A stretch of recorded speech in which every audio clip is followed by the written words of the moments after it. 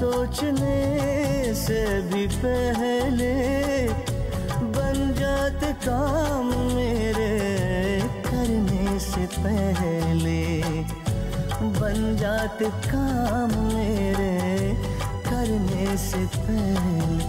ऐ खुदा दोस्त तारीफ क्या मैं करूं, ऐ खुदा दोस्त तारीफ क्या मैं करूं। ये सब है तेरी खूबियों का असर, खिवैया मेरी नैया तेरे हवाले, तेरे हवाले। चले हम उधर ले चले तुम जिधर, देह दुनिया से हम हो गए बेखबर।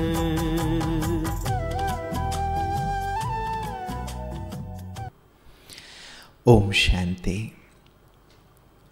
फॉलो फादर प्रोजेक्ट से जुड़े हुए आप सभी निश्चिंत जीवन जीने वाले प्यारे प्यारे हमारे स्पार्कलर्स तथा देश विदेश से जुड़े हुए बेफिक्र बादशाहों का आज के इस प्रश्नोत्तरी सत्र में हार्दिक स्वागत है, अभिनंदन है। गीत सुन रहे थे हम सब, बहुत प्यारा, कि अपनी नैया हमने उस खेवैया को सौंप दी है जो हमें अवश्य ही पार करेगा, इसमें कोई संदेह नहीं है।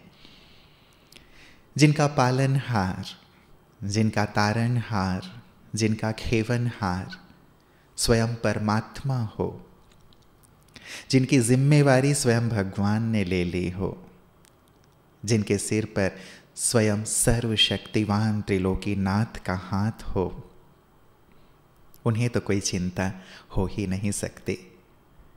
और बाबा ने तो गारंटी की हुई है कि मेरे बच्चों को अंत तक दाल रोटी मिलती रहेगी। इतनी बड़ी गारंटी तो और कोई ले ही नहीं सकता। एक बच्चा हंसता खेलता मुस्कुराता रहता है क्योंकि उसके जीवन में कोई फिक्र नहीं है, तो स्वाभाविक रूप से वो मुस्कुराता है। लेकिन एक बादशाह जिसके सिर पर जिम्मेवारियां हो पूरे राज्य की, वो यदि हल्का रहे, निश्चिंत रहे, मुस्कुराता रहे, तो ये बड़ी बात है। जैसे राजा जनक थे, जैसे हमारी दादियाँ थीं, बड़ी दादी, बिल्कुल हल्की फुल्की। दादी जानकी जी इतनी बड़ी जिम्मेवारी को निभाते हुए भी बिल्कुल प्रसन्न, हल्के, जैसे कुछ कर ही ना रहे हों। बहुत बड़ी कला है। हम सब के सिर पर भी छोटी बड़ी जिम्मेवारी अवश्य है, अपने लौकिक की, कार्य व्यवहार की, और सारे कल्प भी हम सब के सिर पर जिम्मेवारी का ताज रहेगा विश्व को संभालने की। इन जिम्मेवारियों को संभाल हुए कैसे हम हल्के रहें, निश्चिंत रहें, बेफिक्र बादशाह बनकर रहें, यही आज के इस सत्र का विषय है। भगवान के मिलने के बाद भी यदा कदा मन में छोटी बड़ी चिंता आ ही जाती है। कैसे सदा हल्के और निश्चिंत रहें, इस पर ही आज प्रकाश लेंगे हमारे प्रोजेक्ट गाइड आदरणीय सूर्य भाई जी, हमेशा की तरह हमारे साथ हैं। आइए उनका अभिनंदन करते हैं। भ्राता जी बहुत बहुत स्वागत और अभिनंदन। थैंक्स। विषय बहुत खूबसूरत है भ्राता जी, बेफिक्र बादशाह। सुनने में जितना अच्छा लगता है, क्या इतना ही प्रैक्टिकल और सहज है? विषय खूबसूरत है तो भगवान के बच्चे भी तो खूबसूरत हैं। जी जी। उनके पास तो स्थूल श्रृंगार नहीं, ज्ञान रत्नों का श्रृंगार है। सर्व शक्तियों से सुसज्जित हैं सभी और भगवान भरोसे जीते हैं। इसलिए ठीक है, बादशाह बनना, बेफिक्र बादशाह। पहले बाबा शब्द यूज करते थे बेगमपुर के बादशाह, जिन्हें कोई गम नहीं। जी, बात बड़ी है कलयुग के अंत में। गमों का संसार है, फिक्र लिए हर मनुष्य घूम रहा है।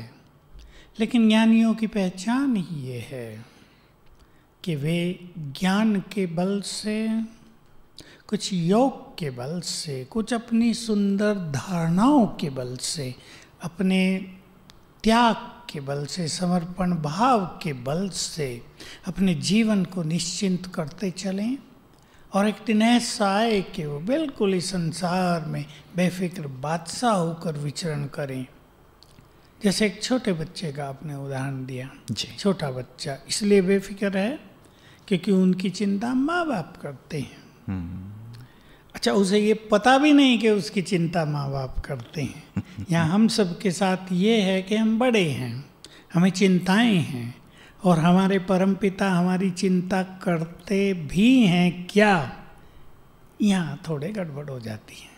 संशय निश्चय का खेल चलता है और ये निश्चय की बात बहुत ही गहरी हो जाती है। ये मोटा निश्चय नहीं है, क्योंकि अगर हम में इस बात का संपूर्ण विश्वास हो जाए कि यदि हम बाबा को समर्पित कर दें, यदि हम अपनी जिम्मेदारी बाबा को दे दें, कोई काम बाबा को दे दें, तो वो बंध जाता है उसको करने के लिए। मुझे बाबा की बात याद आ गई, मैं याद दिला दूं, सब भूल गए हों तो फिर से अभ्यास प्रारंभ करेंगे।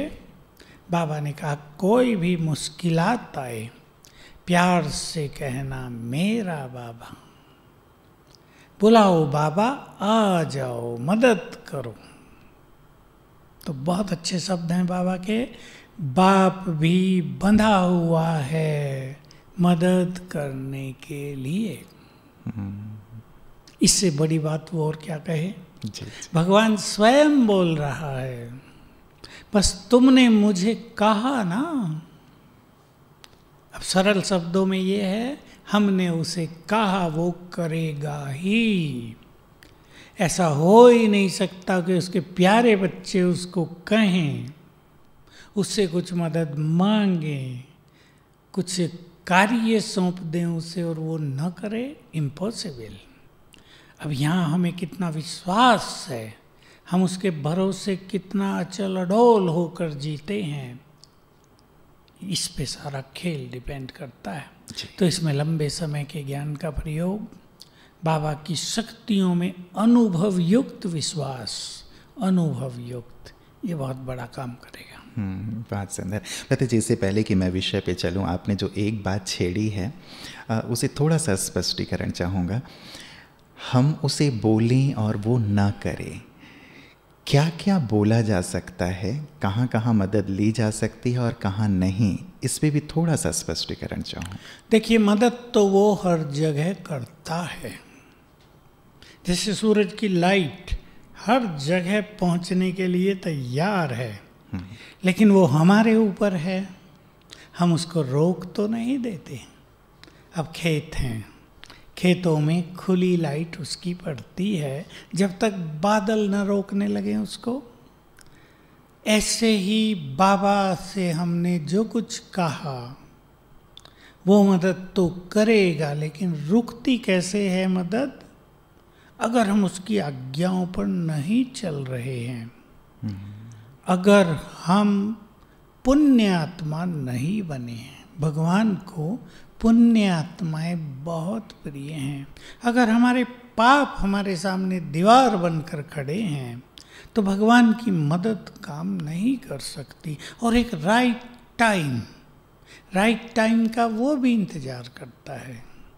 हर चीज़ का एक राइट टाइम है। वो हमें कुछ अनुभव भी देना चाहता है, वो हमें कुछ शक्तिशाली भी बनाना चाहता है, इसलिए हम उसकी शक्तियों में विश्वास रखें। लेकिन कहने की बात, जैसे अब एक बच्चा पढ़ता नहीं है बिल्कुल, और वो कहे या उसके माँ बाप कहें इसके 90% मार्क्स आने चाहिए, बाबा आप मदद करना। जी जी। लेकिन वो पढ़ता ही नहीं है, इसमें काम नहीं चलेगा। जी। हमारा पुरुषार्थ और उसकी मदद दोनों का मिलन होना चाहिए। हमारा 2-4 कदम बढ़ना तो जरूरी है, तब उसकी मदद आएगी। अगर हम सोए रहेंगे, हम खाट से भी क्यों उठें, चलना क्यों, वो करेगा ना। तो वो नहीं करेगा। जी, मतलब ज्ञान युक्त, विवेक युक्त समझ के आधार पे हमें ये देखना है कि कहाँ कैसे बाबा की मदद लेनी है। पहला प्रश्न है व्रत जी, ये जो बेफिक्र बादशाह शब्द है, तो हमें किन किन बातों में बेफिक्र बनना है और किन बातों की फिक्र करनी है? क्योंकि कई बार होता है कि पुरुषार्थ ऊपर नीचे होने पर भी हम बेफिक्र बन करके बैठे रहते हैं कि बाबा ने तो कहा है कि बेफिक्र। वो बेफिक्र नहीं, वो अलबेलापन है, वो आलस्य है, वो केयरलेसनेस है। जी, अलबेलेपन की इंग्लिश है केयरलेस और बेफिक्र की इंग्लिश है केयर फ्री। केयरिंग तो हमें होना ही है, लेकिन चिंता फ्री, चिंताओं से मुक्त। तो इसमें मान लो एक व्यक्ति बीमार है, मैं उदाहरण लेता हूँ जी, अभी उसको निश्चिंत रहना है कि बाबा ठीक कर देगा, लेकिन बाबा ठीक तब करेगा जब आप ट्रीटमेंट लेंगे। आप कुछ भी ना करें, बाबा ठीक कर देगा, तो ये पॉसिबल नहीं होगा। अब दूसरी बात ये कि वो कब ठीक करेगा, ट्रीटमेंट भी कब तक लेनी पड़ेगी, इसमें खेल काम करता है मनुष्य के कर्मों का।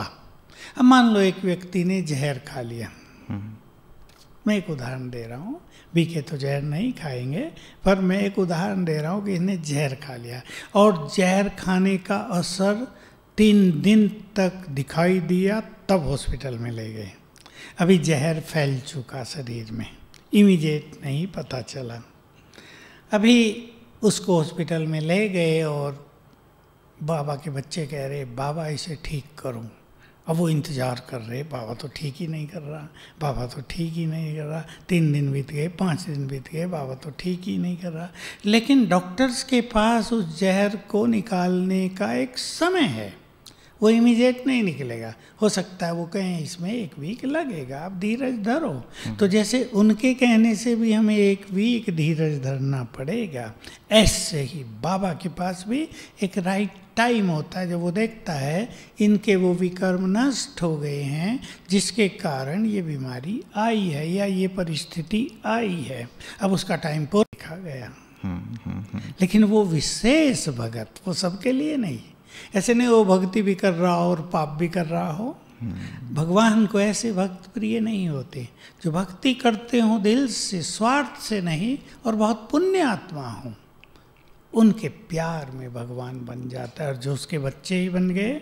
लेकिन जो उसकी आज्ञाओं पर पूर्ण रूप से चलते हों, जो उसके कार्यों को परफेक्ट करने में कुर्बानी करते हों, जिन्होंने उसके दिल को जीत लिया, उसके लिए वो ऐसा भी कर सकता है। बिल्कुल।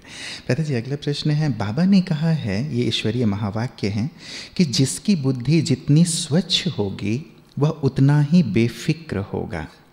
तो यहाँ बुद्धि की स्वच्छता का बेफिक्र होने से क्या संबंध है?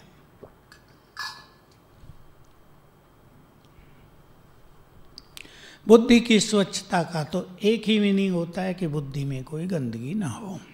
गंदगी से हम सब परिचित हैं, चाहे वो परचिंतन की हो, व्यर्थ चिंतन की हो, दूसरे के अवगुण रख लिए अपनी बुद्धि में, या अपनी बुद्धि में दूसरों के लिए गलत एटीट्यूड्स बनाकर रख लिए, ये तो है ही ऐसा।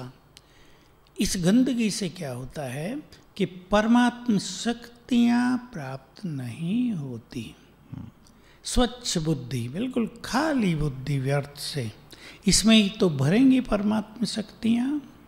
तो परमात्म शक्तियाँ न भरने से मनुष्य बेफिक्र नहीं हो सकता। छोटी छोटी बातें उसे चिंतित करेंगी। बात केवल ये नहीं कि हम बाबा को छोड़ दें सब कुछ जी, लेकिन हमें ज्ञान का भी यूज करके अपनी चिंताओं को समाप्त करना चाहिए। वो तो एक पहलू है कि अपनी चिंताएं उसे दे दो, बोझ उसे दे दो, लेकिन वो ये भी चाहता है कि हम इतने समर्थ बने, हम इतने कैपेबल बने कि अपने तो छोड़ो, दूसरों के भी बोझ हम नष्ट कर सकें, दूसरों के भी विघ्न हम नष्ट कर सकें।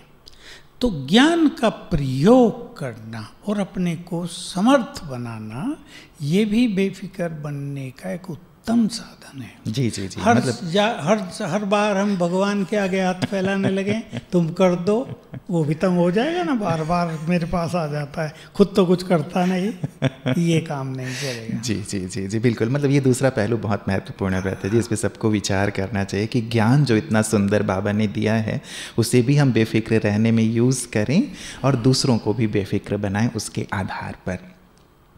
3 शब्द हैं, चिंता, फिक्र और ओना, इनमें क्या फ़र्क है? ओना सिंधी शब्द है। ओना माना किसी चीज़ को प्राप्त, जैसे हमें मान लो कहीं जाना है, अब स्टेशन पे जाना, हमारी गाड़ी 10 बजे, तो जाने का ओना कहेंगे यहाँ, भाई जाने की लगन है, उसको हल्की चिंता भी कहेंगे, लेकिन उसे वो चिंता नहीं कहते जो चिंता खतरनाक है। वो एक लक्ष्य है कि भाई हमारे पास आधा घंटा है, आधा घंटे में हमें स्टेशन पहुंच जाना चाहिए। इसको बाबा कहते तुम्हें ओना लगा रहे याद करने का, तुम्हें ओना लगा रहे संपूर्ण बनने का, सतो प्रधान बनने का, ये सिंधी शब्द है। और चिंताएं थोड़ा बड़े रूप से प्रयोग की जाती हैं जब मनुष्य गहरे सदमे में चला जाता है, उसे गहरी चिंता हो जाती है जो उसके जैसे खून को भी सुखाने लगती है।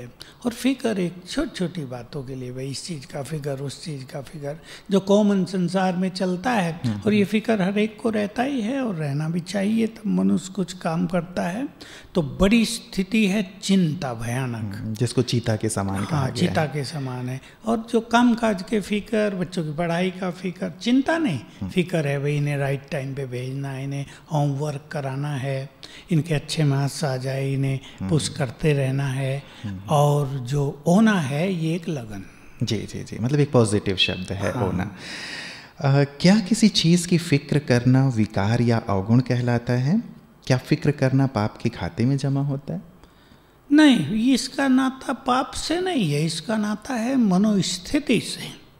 भाई हमें खुशी नहीं रहेगी, हम ज़्यादा फिक्र करेंगे तो फिक्र हमारी चिंताओं में बदल जाएगी, तो फिर हमें खुशी नहीं रहेगी, हमें शांति नहीं रहेगी, और फिर हम अपने चित्त को एकाग्र भी नहीं कर पाएंगे। बाकी इसमें पाप और पुण्य की बात नहीं है। जी, क्या फिक्र करना ब्राह्मणों का नेचुरल स्वभाव नहीं होना चाहिए?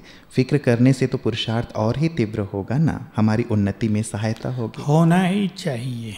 अगर पुरुषार्थ का ही फिक्र नहीं, यह मान लो एक गृहिणी है, उसके घर में 4 मेहमान आए हुए और उसको अच्छा भोजन बनाने का ही फिक्र नहीं, यहाँ चिंता की बात नहीं, फिक्र, एक लक्ष्य तो होगा ना, एक लगन तो होगी ना, तो वो तो कुछ काम ही नहीं कर सकेगा। इसलिए अच्छे ब्राह्मण वही जो अपने श्रेष्ठ पुरुषार्थ का फिक्र करें। जी जी, इस फिक्र से बेफिक्र बादशाह नहीं बना, ये फिक्र करने से बेफिक्र बादशाह। जी जी, पहला प्रश्न ही यही था। कई लोग ये सोच करके कि बाबा ने मना किया है, स्थिति भले ही डामाडोल हो रही हो, लेकिन अपने पुरुषार्थ की भी फिक्र नहीं करना, मस्त रहो, जो हो रहा ठीक है।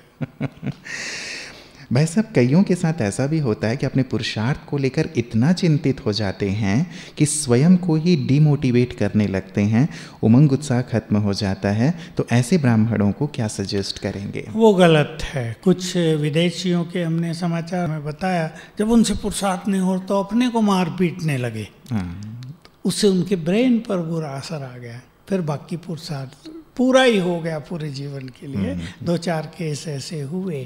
तो इतना अतिवादी मनुष्य को नहीं बनना चाहिए।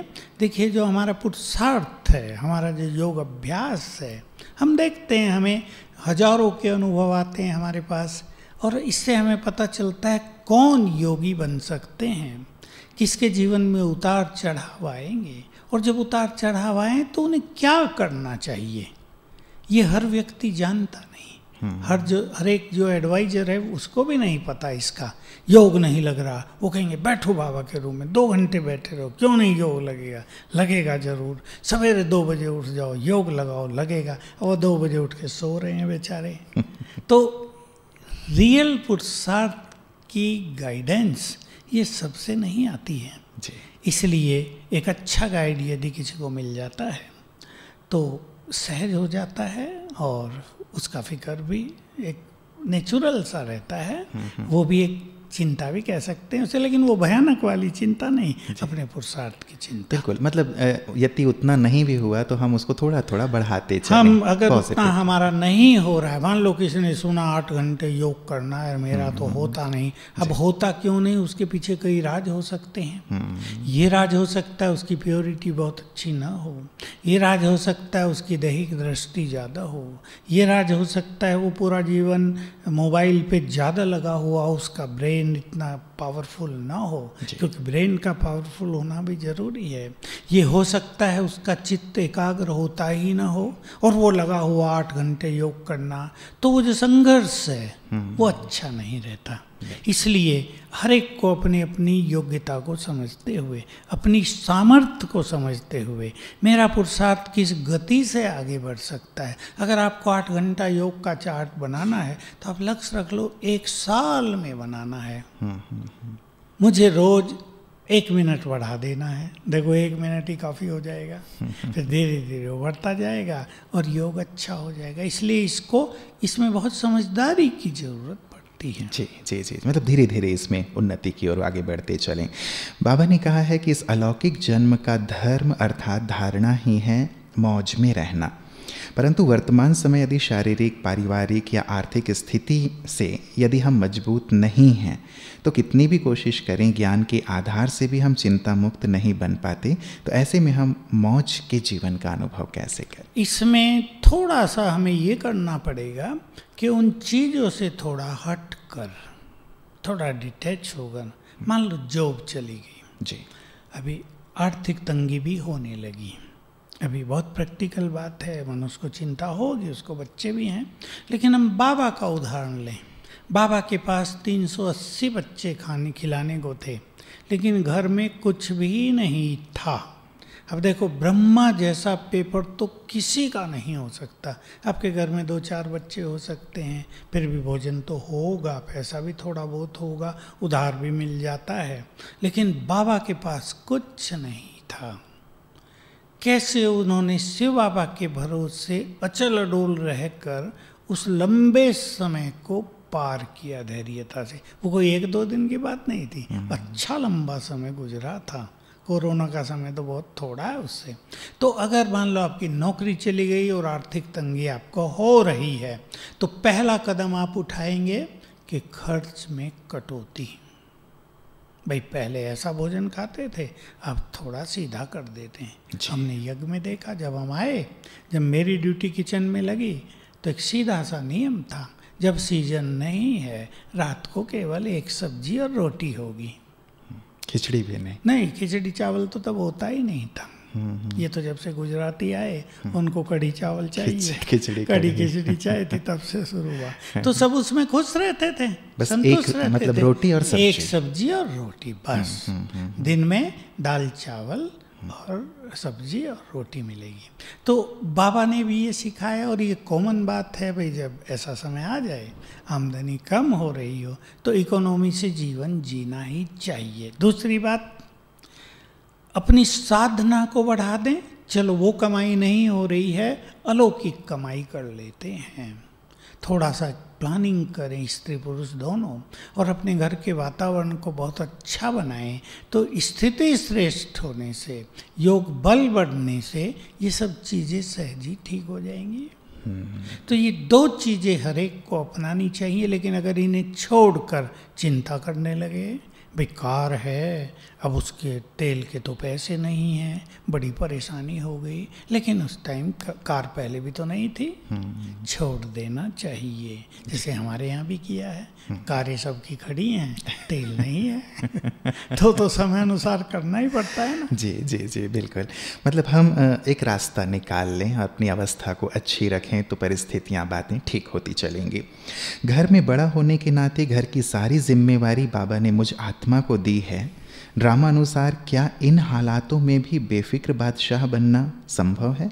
यदि हाँ तो कैसे? यदि संभव न होता तो भगवान कहते ही क्यों। बाबा का एक महावाक्य मैं आपको सुना दूं, साकार में बोला करते थे बाबा, बाप बच्चों को जिम्मेदारी देते हैं जैसे आपको दी है, लेकिन जब बच्चे वो जिम्मेदारी बाप को समर्पित करके कार्य करते हैं तो बाप उनकी जिम्मेदारी को पूर्ण करने लगते हैं। ये सिद्धांत है।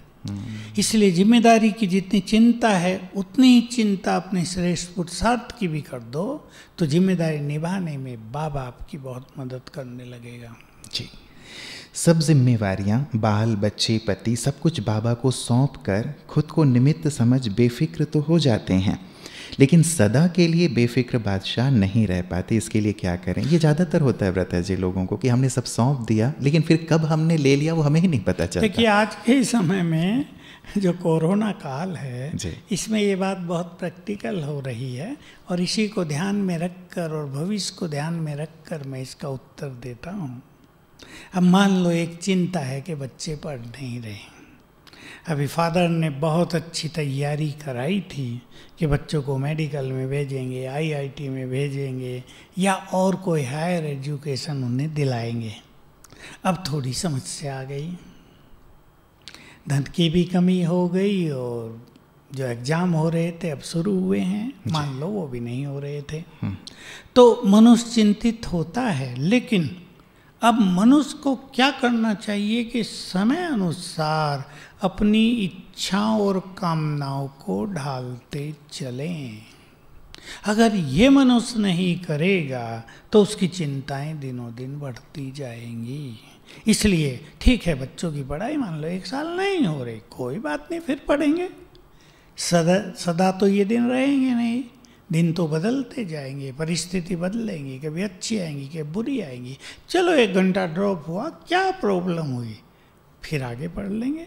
तो अगर ऐसी मेंटलिटी बनाएंगे और अपने परिवार में बच्चों का भी मन हल्का करेंगे तो बहुत अच्छा होगा। अगर सोचते रहेंगे, बच्चों को भी कहेंगे हाय 1 साल बेकार चला गया मेरे बच्चों, बच्चे भी कहेंगे हाय पापा क्या करें, देखा हम तो पीछे रह गए, तो घर में मायूसी छा जाएगी। हाँ, उमंग उत्साह बढ़ा देना चाहिए और खुशी के माहौल में सब कुछ जल्दी अच्छा हो जाता है। तो समय अनुसार हर चीज में चेंज, तो बेफिक्र बादशाह रह सकेंगे। नहीं तो ले लेंगे उसको फटाफट वापस कि हमारी चिंता तुमने क्यों ले ली बाबा, वापस करो।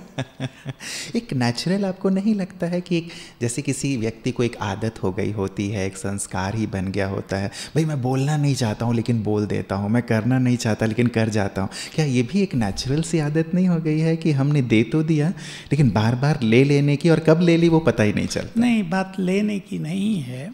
अब मनुष्य लंबे समय से जीवन जी रहा है जी। वो अपने को जिम्मेदार समझता आया है भी प्रैक्टिकल बात है, ये कोई छोटी बनावटी बात तो नहीं है। अब जिम्मेदारी भगवान को देखकर बेफिक्र होना ये बहुत ऊंची स्थिति है। इसके लिए बहुत अच्छे अभ्यास की जरूरत है। जिसने लंबा काल समर्पण भाव से जीवन जिया हो, लंबा काल, वो कह दिया बाबा सब कुछ तेरा, बच्चे तेरे, बस इससे काम नहीं चलता और सारा दिन ये मेरे मेरे हैं उसमें लगे रहे।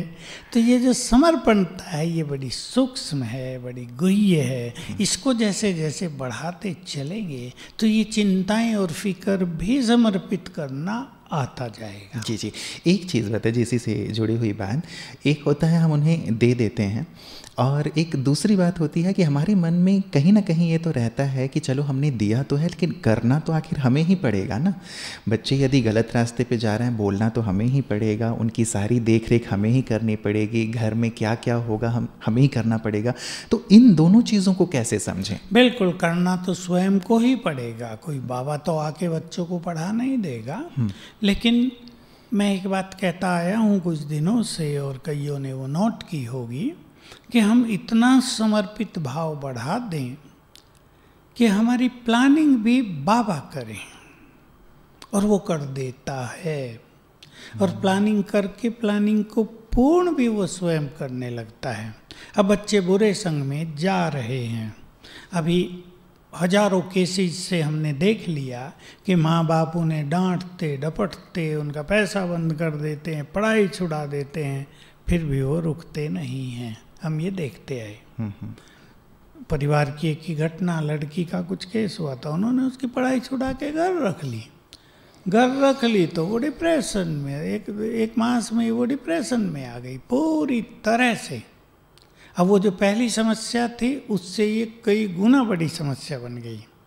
तो इसलिए मैं बाबा की एक बात कहता हूँ, अपने घर के माहौल को, उनके वाइब्रेशंस को बहुत अलौकिक बनाओ, तो ये समस्याएं बढ़ेंगी नहीं। बाबा आपकी समस्या हल करेगा, माना बाबा के कहे अनुसार आपने अपने घर के माहौल को, वाइब्रेशंस को बहुत योग युक्त, बहुत अलौकिक बना दिया, तो सब कुछ अच्छा होता रहेगा। आप अपने बच्चों को कहेंगे ना, बेटा ये नहीं, ये संग खराब है, उधर नहीं जाना, तुम्हें अच्छे काम करने मान बना, बच्चा फौरन समझेगा वाइब्रेशंस के कारण। लड़की को कहेंगे ना ये काम नहीं करना है, तुरंत कहेगी हाँ आप ठीक कहते हो, नहीं करूँगी, तुरंत काम होगा। और वाइब्रेशंस अच्छा नहीं, क्रोध है या ईगो है, मेरे बच्चे हैं सुनते क्यों नहीं, डांट टपट हो रही है, तो और स्थिति बिगड़ेगी। ये बात अगर सभी ब्राह्मण कुलभूषण अच्छी तरह समझ लें, हमारा स्वमान, हमारे द्वारा क्रिएट किए गए घर में वाइब्रेशंस, जो बाबा की आज्ञाएं हैं, सवेरे उठकर ऐसे योग लगाओ, प्योरिटी में ऐसे रहो, यदि हम बाबा की मानते हैं तो बाबा हमारे लिए बहुत कुछ करता है। रियली बहुत ही सूक्ष्म बात है भ्राता जी, इस पे सचमुच सभी को विचार करना चाहिए। जब हम व्यवहार में व सेवा में आते हैं उस समय कर्म कॉन्शियस हो जाते हैं। जब तक हमारा कार्य पूरा ना हो जाए एक चिंता व फिक्र बनी ही रहती है, मन भारी होने लगता है। ऐसे में अपने आप को कैसे हल्का रखें? देखिए, इसमें उस टाइम हल्का रखने की बात नहीं, टोटल हम एक अच्छी स्थिति का निर्माण करते रहें।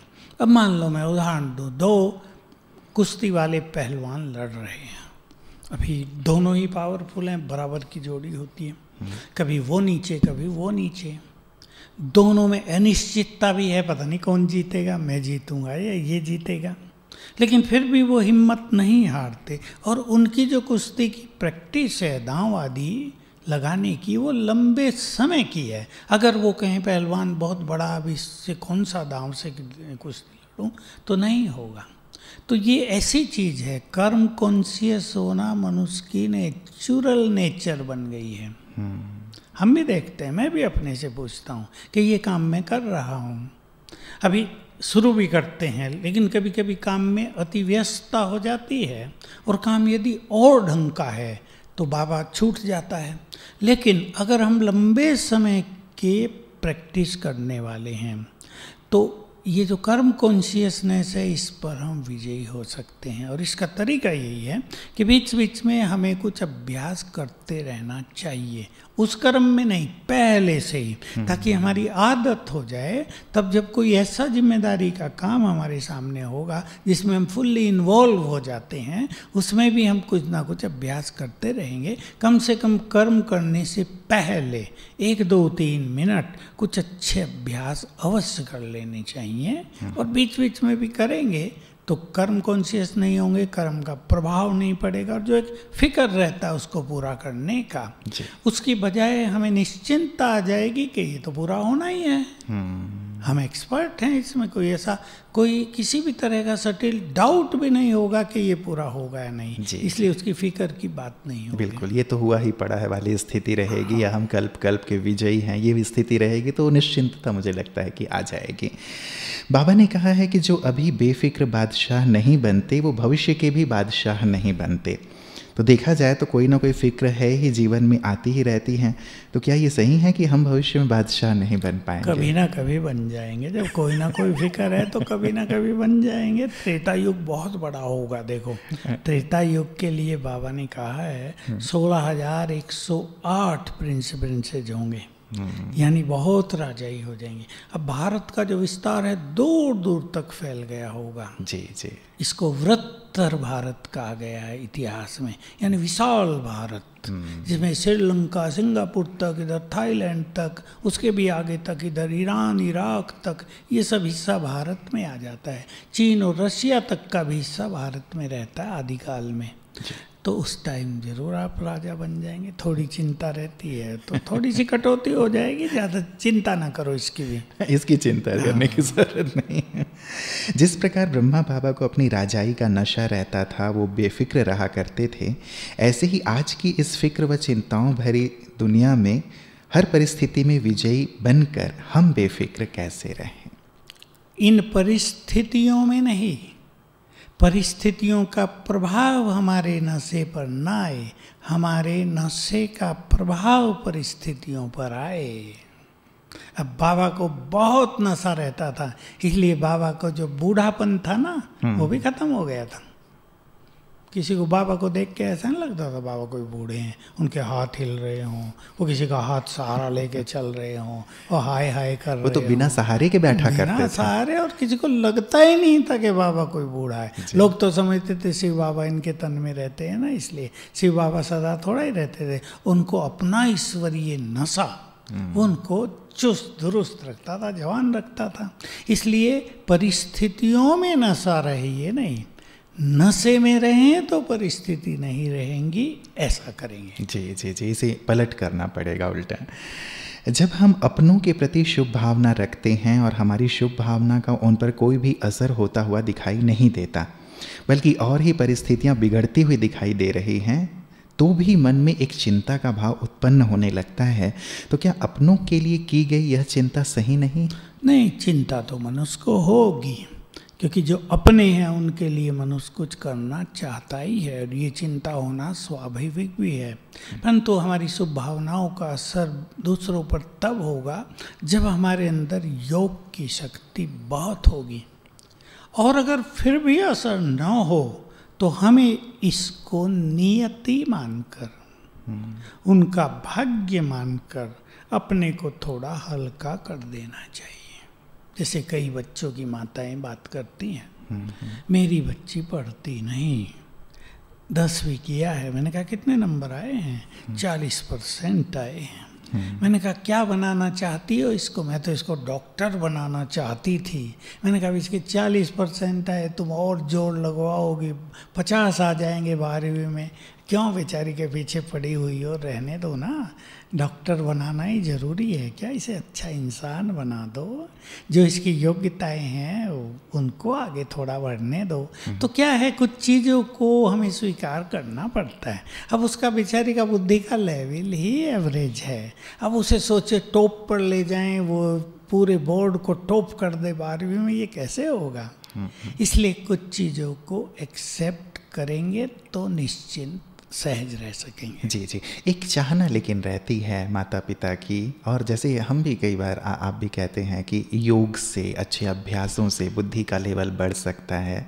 जो अनहोनी मतलब ऐसी चीज़ें हैं जो हमें लग रहा है कि नहीं हो पाएंगी, वो भी संभव है, और ऐसे में बाबा की भी मदद हो सकती है। तो क्या यहाँ ये पॉसिबिलिटी नहीं? अगर योग करें तो योग अच्छा करें more than 4 hours every day, तो बाबा की मदद मिलती रहेगी। और बुद्धि को रिफाइन करने का लक्ष्य बना लें।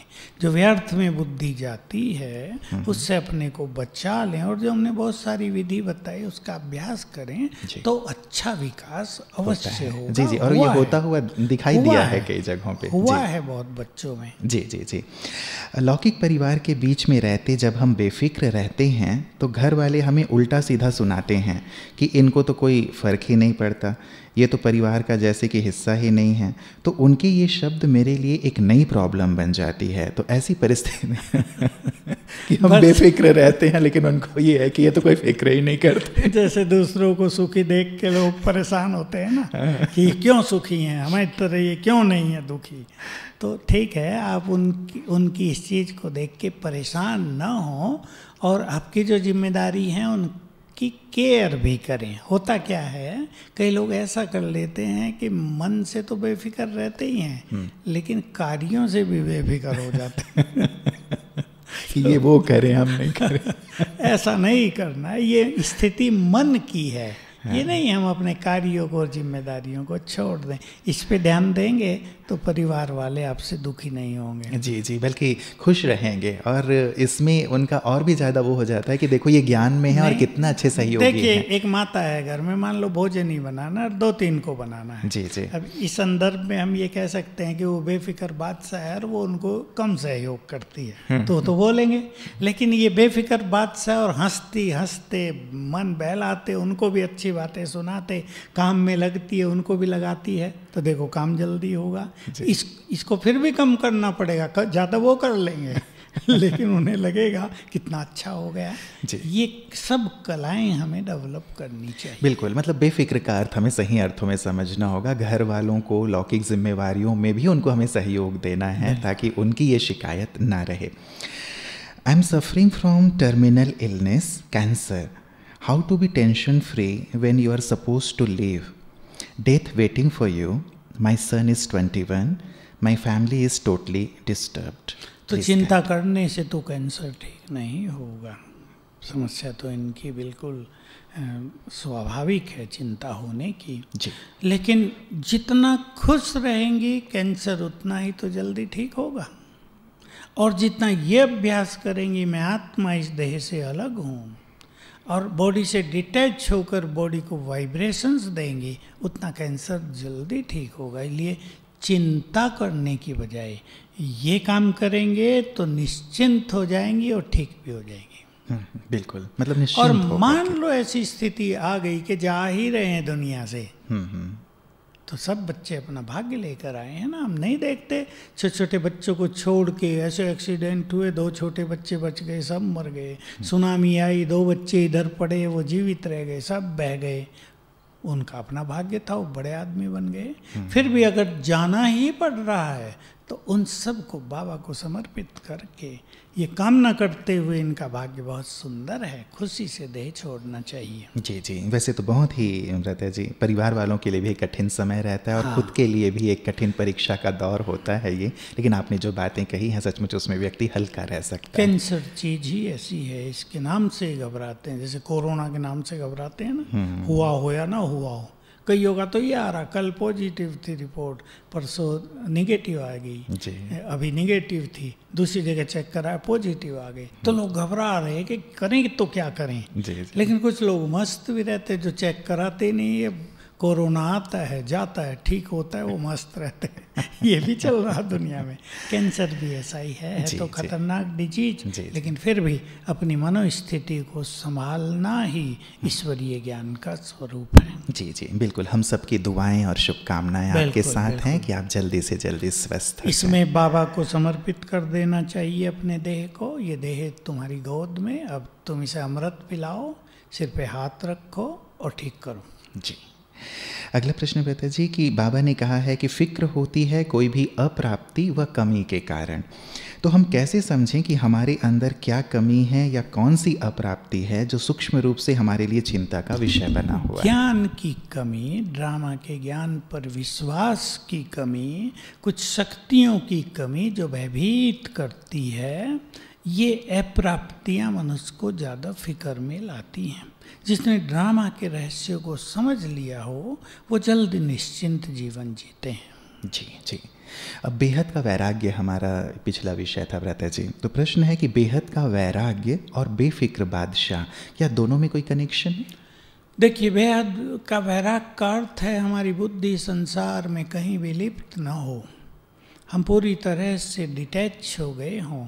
और जब ऐसी स्थिति हमारी होगी तो हमारे अंदर स्पिरिचुअल पावर बहुत बढ़ जाएगी और तब बेफिक्र रहना इजी हो जाएगा। जी जी। बाबा कहते हैं सभी चिंताएं मुझे देकर बेफिक्र बादशाह बन जाओ, पर ऐसा कैसे करें जबकि जन्म पत्री में आगे चलकर दुख परेशानियां लिखी हुई हैं और अभी तक उसमें लिखी सब बातें सच हो रही हैं? अगली जन्म पत्री को योग बल से बदला जा सकता है।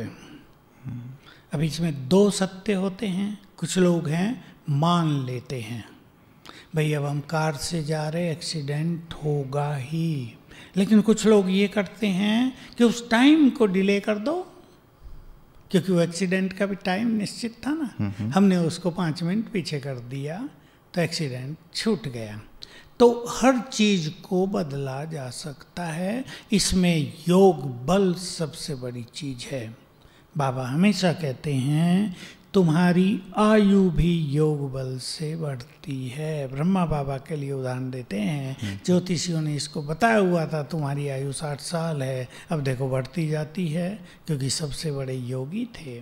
योग से हमारी आयु बढ़ती है, हमारी भाग्य की रेखाएं बदलती हैं। योग के साथ पुण्य कर्म, प्योरिटी, भगवान के कार्यों में सहयोग देना, ये सब हमारी भाग्य की रेखाओं को बदलते हैं। इसलिए जो कुछ ज्योतिषियों ने बताया है उसको निश्चित रूप से बदला जा सकता है योग बल से, ऐसे ही नहीं, अंडरलाइन करेंगे योग बल से। जी जी, तो यही बात तो ब्रता जी फिर बीमारियों वालों के साथ भी है कि उनकी बीमारियां भी योग बल से ठीक हो जाएंगी। ठीक हो रही हैं, होती हैं। जी जी जी, चलिए एक बहुत ही सुंदर आशा का दीप आपने जला के दिया है ना। तो कई लोग इसी बात से चिंतित रहते हैं कि ज्योतिषी ने मुझे ये बोल दिया है, अब हाय क्या होगा। तो योग बल के द्वारा उसे परिवर्तित किया जा सकता है। माताएं तो ज्यादा ही डरती हैं, अब मन में दुविधा हो जाती है। एक तो पूछ भी लेती हैं, पूछना नहीं चाहिए। नहीं, पूछती भी जाते हैं और फिर डरती भी जाते हैं। फिर बाबा को मिलाती रहती हैं उससे, बाबा इसने ये कह दिया, ये तो होगा ही, अब ड्रामा तो फिक्स है, अब मैं क्या करूं। तो अगर योग बल होगा तो जैसे मैंने कहा भाग्य की रेखाएं बदली जा सकती हैं। बिल्कुल। और मुझे तो व्यक्तिगत ऐसा लगता है भ्राता जी कि हाथ क्या दिखाना, हम अपने हाथ की रेखाएं खुद बनाएं अच्छे परिश्रम और योग से। बिल्कुल, बाबा ने यही कहा, कलम तुम्हें दे दी है, लिखना तुम्हारे हाथ में है, जो लिखा हुआ उसको डिलीट करो, मिटो दो और नया लिखो। बहुत सुंदर। बाबा ने एक अव्यक्त मुरली में कहा था कि जो निश्चय बुद्धि होंगे वो सदा बेफिक्र बादशाह होंगे।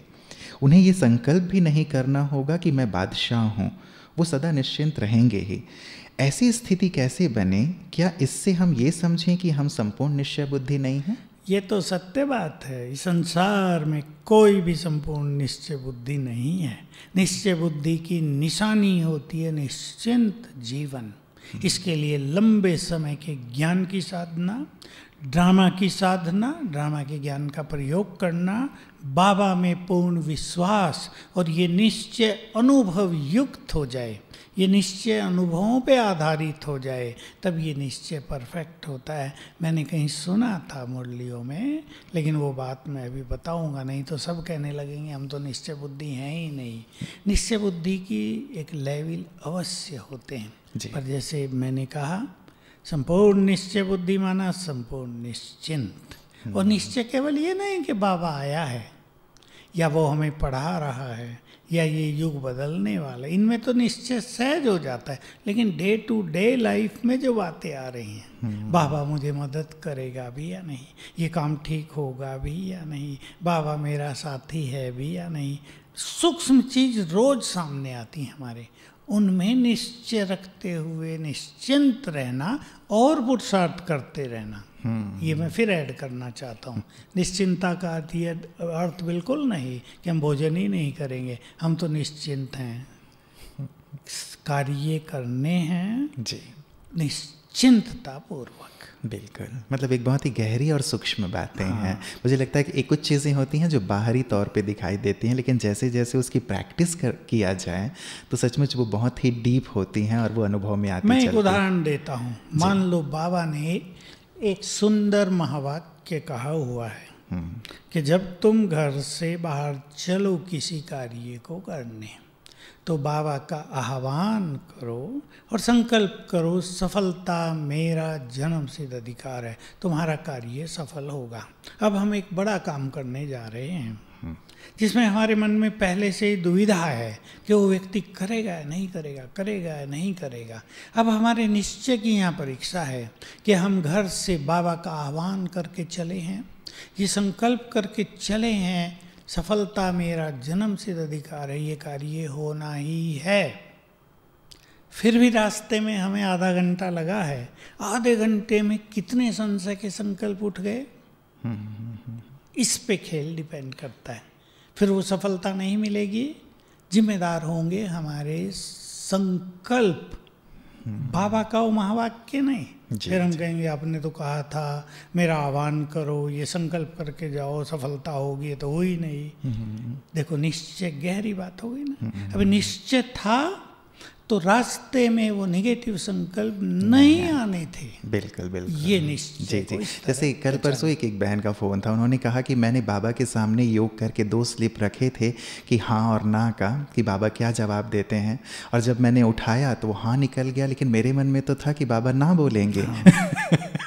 तो मेरा मन और बाबा 2 चीज़ें अलग हो गई ना। हम मेरे मन को हटा देना चाहिए। जी, मतलब ऐसी एक ऊहापोह की स्थिति लेके हम सोचते हैं कि सब कुछ ठीक हो, तो ये नहीं हो पाता।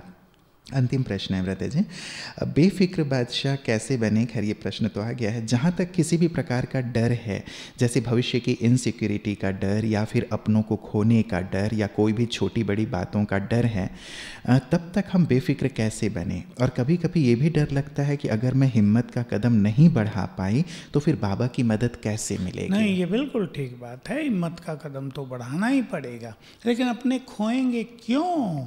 ये नेगेटिव संकल्प क्यों? असफलता का संकल्प क्यों? ये संकल्प ही तो गलत हैं। अगर हमें बाबा में विश्वास है, अपने में विश्वास है, तो हमें अपनों के खोने का भय क्यों होगा? ये तो नेगेटिव संकल्प है। और जो सदा भयभीत रखेगा, बच्चे स्कूल में गए हैं, डर रहेगा आएंगे या नहीं आएंगे, एग्ज़ाम देने गए डर रहेगा सफल होंगे या नहीं होंगे, बिजनेस चलेगा या नहीं चलेगा, हर जगह नेगेटिव हो जाएंगे। तो कदम हमें ही बढ़ाने हैं, लेकिन बहुत पॉजिटिविटी के साथ, बहुत विश्वास के साथ, तो सफलता भी मिलेगी। आपका अपना कोई खोएगा ही नहीं। और वैसे तो सबको अब आत्मा बन के घर जाना है। अगर आपने सोचा हुआ ये मेरे हैं, ये खो गए, तो ये आपके ज्ञान की कमी है। वो मेरे नहीं, वो सब आत्माएं हैं।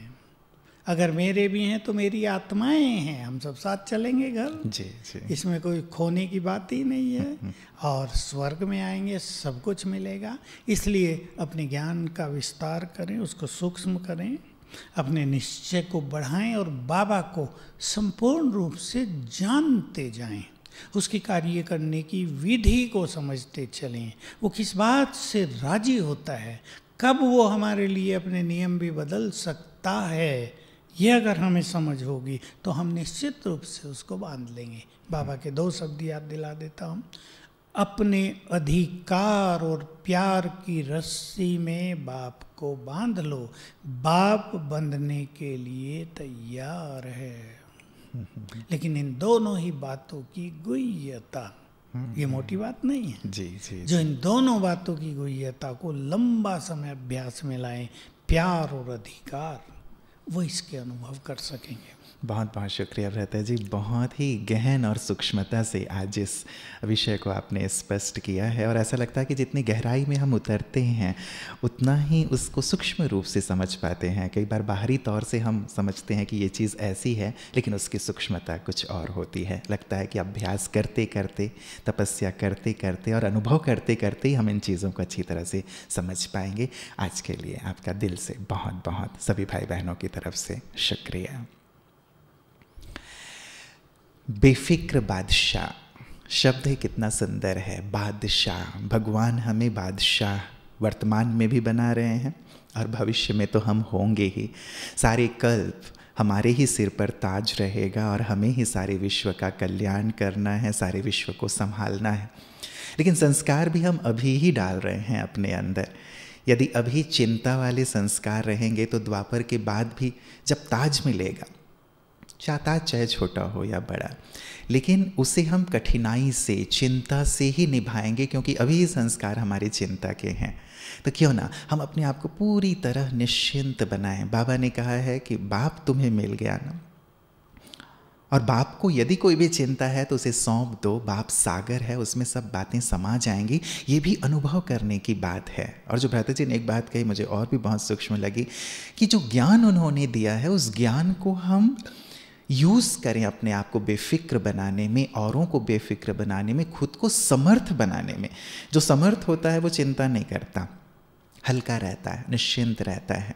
और हम सब तो फॉलो फादर कर रहे हैं। तो जैसे बाबा ने एक सुंदर सा अपने लिए स्लोगन रखा था और बहुत नशे से बाबा कहते थे कि परवाह थी पार ब्रह्म में रहने वाले की, जब वो मिल गया तो अब और किस बात की परवाह। तो हम सब फॉलो फादर करने वाले बाबा के बच्चे ऐसे ही बेफिक्र बने, बाबा की तरह नशे में खुद को स्थित करें, ज्ञान योग का इतना बल जमा करें कि चिंताएं यदि बातें आती भी हैं तो विपरीत परिस्थितियों को भी हम अपने अनुकूल बना लें और सब कुछ बाबा को अर्पित करते हुए उड़ते चलें। ओम शांति। चलें प्यारे बाप दादा की याद में अपनी सारी चिंताओं को उन्हें सौंपते हुए एक संकल्प करेंगे कि बाबा हर परिस्थिति में आपके साथ अब से हम बेफिक्र रहा करेंगे।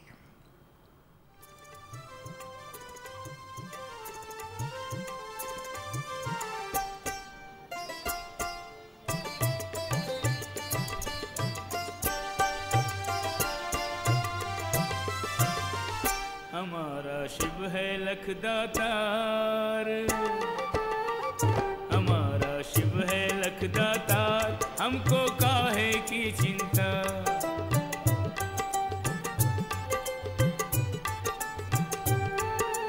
काहे की चिंता रे हमको काहे की चिंता। काहे की चिंता रे हमको काहे की चिंता, बना है साथी सिरजनहार, बना है साथी सिरजनहार, हमको काहे की चिंता। मिला है करण करावनहार, हमको काहे की चिंता।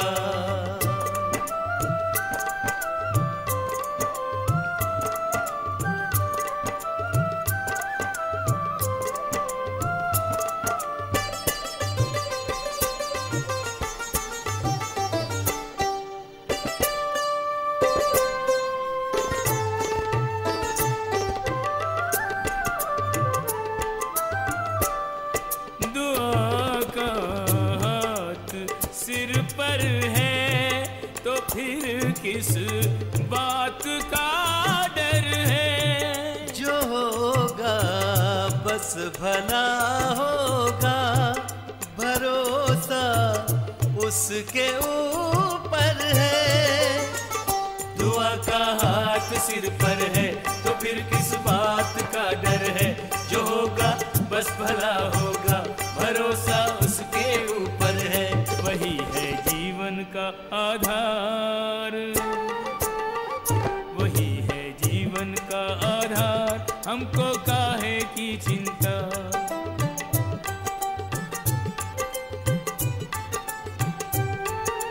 काहे की चिंता रे हमको काहे की चिंता।